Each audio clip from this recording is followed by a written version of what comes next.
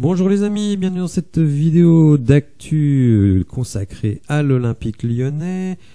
Alors, je vous le rappelle, vous avez jusqu'à ce soir pour me poser des questions pour la foire aux questions des 1000 abonnés et des 1 an de la chaîne, donc n'hésitez pas à le faire.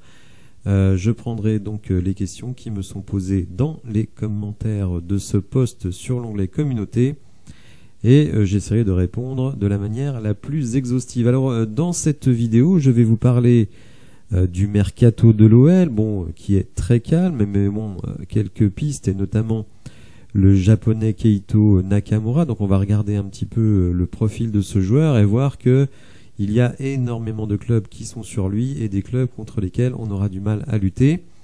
Je vous parlerai également de l'Euro Espoir, qui est très intéressant puisque nous avons beaucoup de nos jeunes pépites qui sont dans l'effectif. Et il faut savoir que beaucoup de ces joueurs-là représenteront la France au JO. Donc c'est vraiment très très important de gagner sa place. Puisque bon, la France est qualifiée automatiquement puisque organisatrice. Mais faut savoir que beaucoup de joueurs lyonnais et formés à l'académie feront partie de l'équipe. Donc ils vont tout simplement représenter la France. Donc c'est très très important. On parlera aussi un petit peu de John Textor. Et oui, vous savez, c'est un peu le fil conducteur de mes récentes vidéos. Textor qui est un peu dans la sauce au Brésil. On verra qu'il y a pas mal de trucs qui ne fonctionnent pas tel qu'il le voudrait. Et on parlera rapidement du petit buzz qui a eu lieu il y a 2-3 jours sur le fameux match truqué, rendez-vous compte.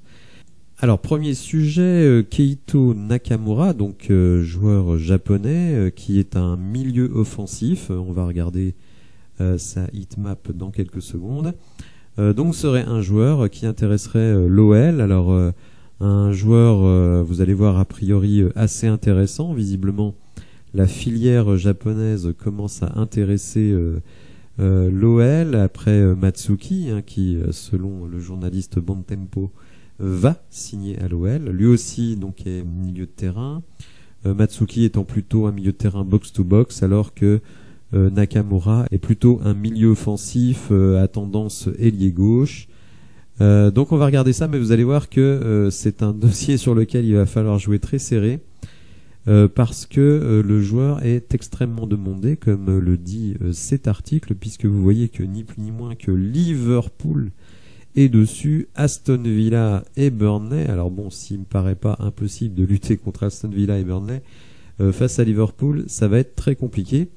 Et donc dans l'article, on nous dit également donc ici que d'autres suitors, donc d'autres prétendants, qui inclut le Borussia Dortmund, Mönchengladbach, l'Eintracht Francfort, Lille, Lyon, Reims et Feyenoord. Donc vous voyez, tout le monde est dessus. Je ne sais pas si on a les arguments pour le convaincre. Alors peut-être que la présence de Matsuki pourrait, on va dire, l'intéresser à venir, puisqu'il aurait un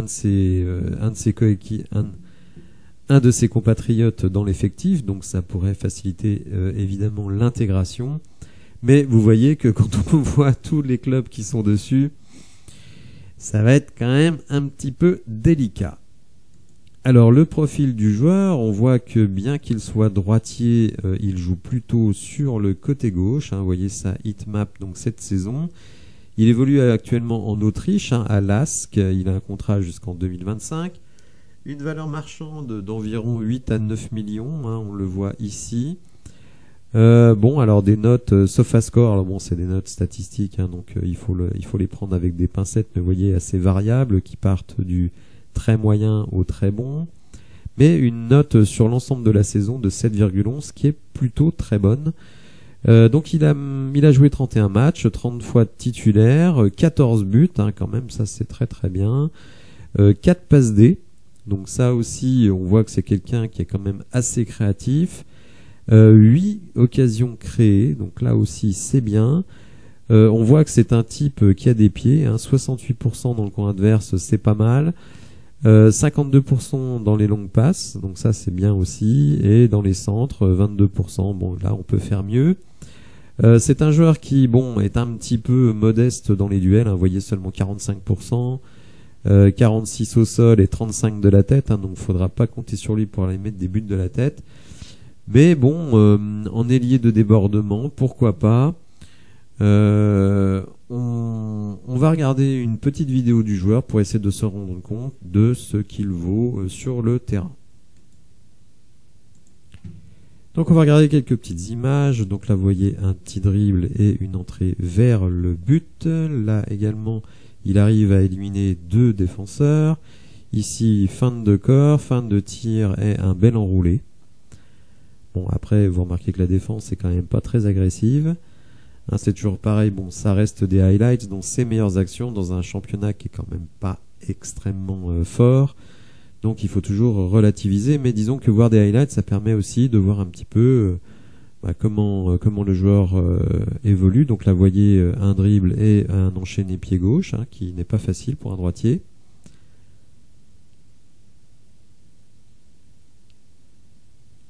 Alors ici, il évolue sur le côté droit, bon, petite talonnade, ici à gauche. Vous voyez, il y a quand même une faculté d'élimination qui est intéressante, hein, notamment avec des dribbles croisés. Un bon centre, bon, malheureusement complètement gâché derrière.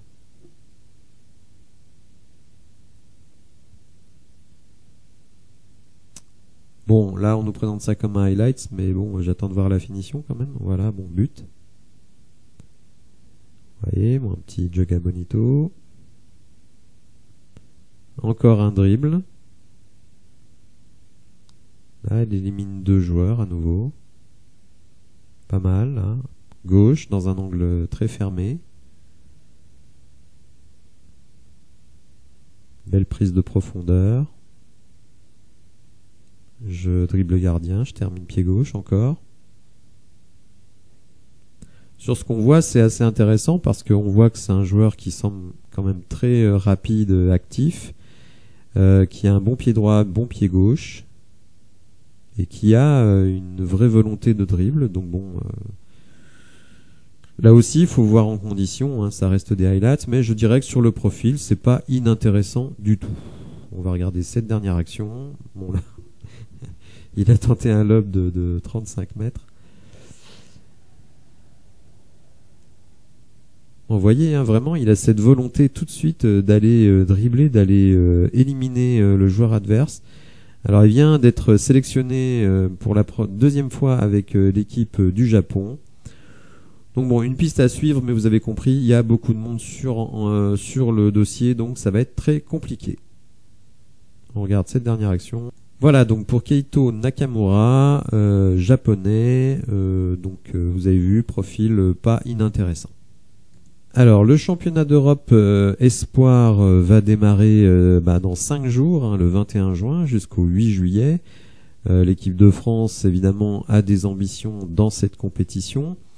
C'est une compétition que je vais suivre, que je vais essayer de débriefer avec vous, et j'ai même peut-être d'autres projets sur le sujet. Et qui est intéressant, évidemment, pour voir évoluer l'équipe de France, mais aussi pour voir les joueurs des autres équipes, évidemment. Hein. Vous le savez, désormais, l'Olympique Lyonnais va essayer de plus en plus d'aller chercher des jeunes pépites pour les développer, les montrer et ensuite les revendre, hein, un petit peu à la manière de l'AS Monaco d'il y a quelques saisons. Donc je pense que il y aura énormément de scouts lors de ce championnat espoir qui se déroule en Roumanie et en Géorgie. Et donc, alors je crois que le premier match de l'équipe de France c'est le 22, donc dans 6 jours. Alors, voyez la liste des 23 de Sylvain Ripoll. Donc, les gardiens, bon, Bajic, je ne connais pas. Yann Mélier qui lui joue à Leeds. Chevalier à Lille, si je ne me trompe pas. Mais surtout, évidemment, ce qui nous intéresse, ce sont nos petits Lyonnais. Alors, ceux qui jouent toujours à l'OL ou ceux qui n'y jouent plus. Donc, notamment Pierre Kaloulou, qui évolue désormais en Italie depuis déjà un petit moment. Castello Luqueba, bon, qui est encore lyonnais, mais pour combien de temps? Vous savez que c'est sans doute le joueur qui a le plus vocation à être vendu parmi nos jeunes pépites. Et des joueurs qu'on connaît bien, comme Badé, Diakité, Simakan, Merlin. Au milieu de terrain, on va retrouver Maxence Cacré, qui lui, malheureusement, ne pourra pas aller au JO parce qu'il aura dépassé la limite d'âge, donc c'est bien dommage pour lui. Michael Hollis, donc qui lui joue dans un club frère, si on peut dire, Crystal Palace. Koné, Chotard, Enzo Lefebvre, un joueur que j'apprécie énormément, Kefren Turam, qui va peut-être signer à Liverpool.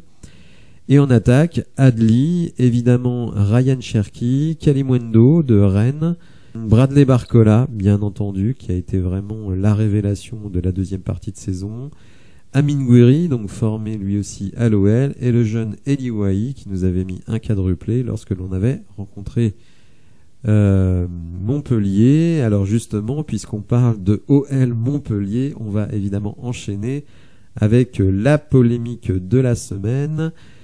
C'est les déclarations de Gérard Collomb et la réponse de Sidney Govou. Autant Gérard Collomb a raconté n'importe quoi, autant Sidney Govou a remis l'église au milieu du village.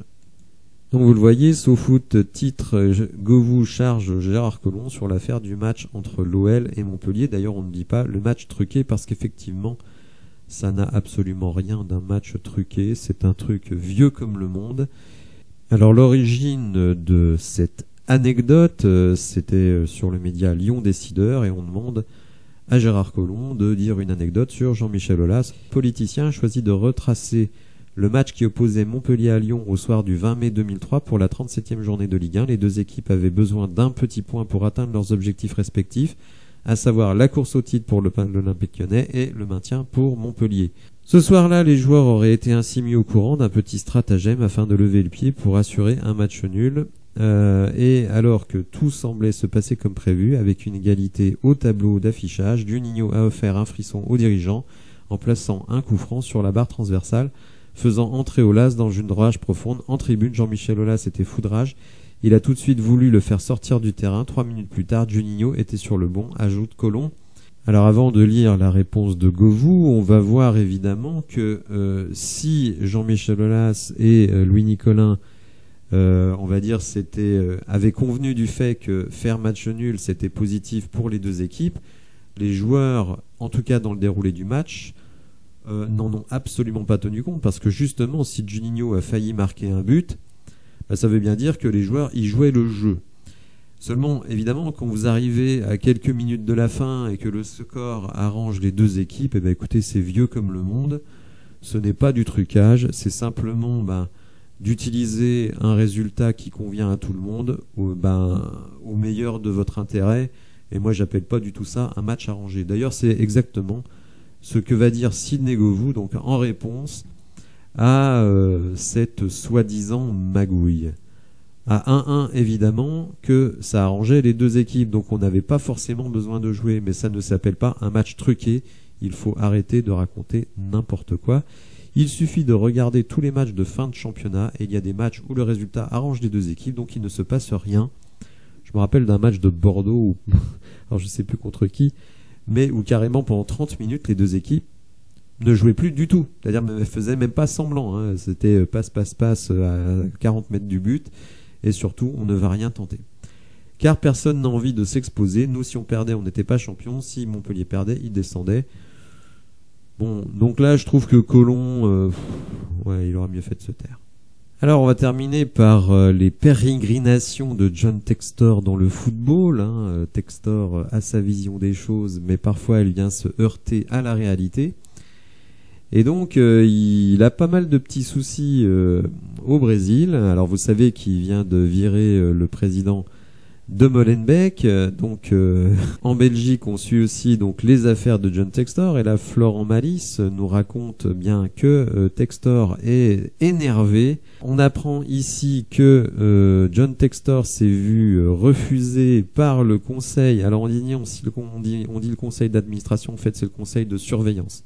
C'est pas le conseil d'administration donc du club brésilien qui a rejeté le bilan de l'année 2022, ce qui met en cause le projet de construction du nouveau centre d'entraînement.